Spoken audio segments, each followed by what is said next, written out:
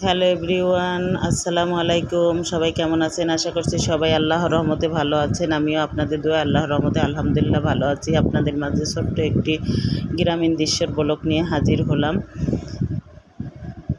দেখতে পাচ্ছেন এই সুন্দর দৃশ্যটি ধারণ করেছি আপনাদের দেখানোর জন্য। আমাদের বাড়ির পাশে পুকুর শ্যাওলাতে ভরে গিয়েছে, চারপাশে গাছগাছালি, অপরূপ দৃশ্য। প্রকৃতি তার নিজস্ব রূপে সেজেছে। খুব ভালো লাগছে দেখতে, মন ভরে যায়। আমাদের এই পুকুরে বেশি একটা পানি থাকে না, আর এখন খরার মৌসুম, এখন তো পানিই থাকবে না। তবে এখন গাছের পাতাগুলো খুব সতেজ, কারণ বসন্ত পাতা ঝরে আবার নতুন পাতা আসে। দেখুন, নাম জানা অজানা অনেক গাছ আছে এখানে। সুপারি গাছ, নারকেল গাছ, মেহগনি গাছ, ছোট্ট একটা বাঁশের ঝাড়। এটা সবেমাত্র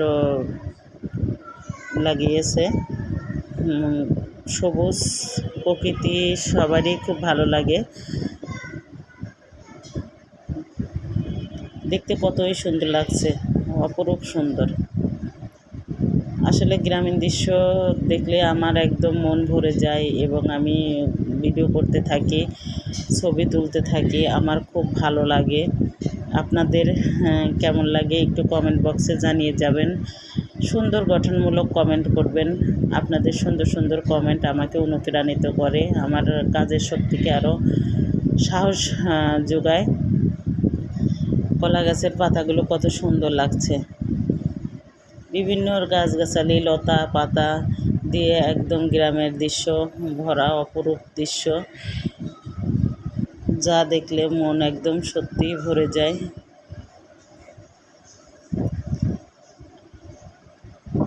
আমি আসলে দীর্ঘ বছর শহরে থাকি।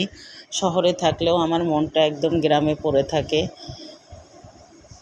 গ্রামের কথা খুব মনে পড়ে, কারণ গ্রামে বেড়ে ওঠা, গ্রামেই মানুষ হওয়া। স্কুল কলেজ আমার গ্রামেই ছিল।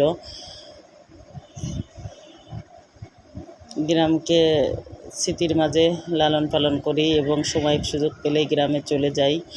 প্রতিদিন আমি গ্রামের জন্য নস্টালজিক হয়ে যাই।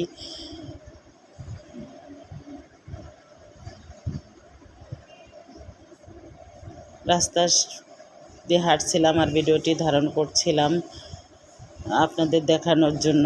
অনেকে গ্রামকে খুবই পছন্দ করে থাকেন।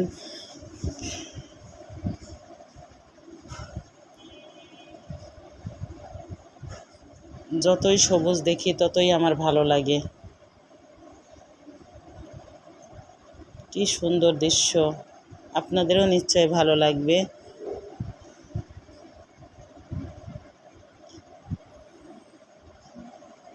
সুন্দর প্রকৃতি তার নিজস্ব রূপে সেজেছে, আল্লাহর অপরূপ দান।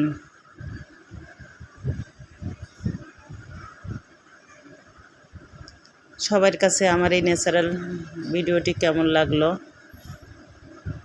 জানাবেন এবং আমার পাশেই থাকবেন।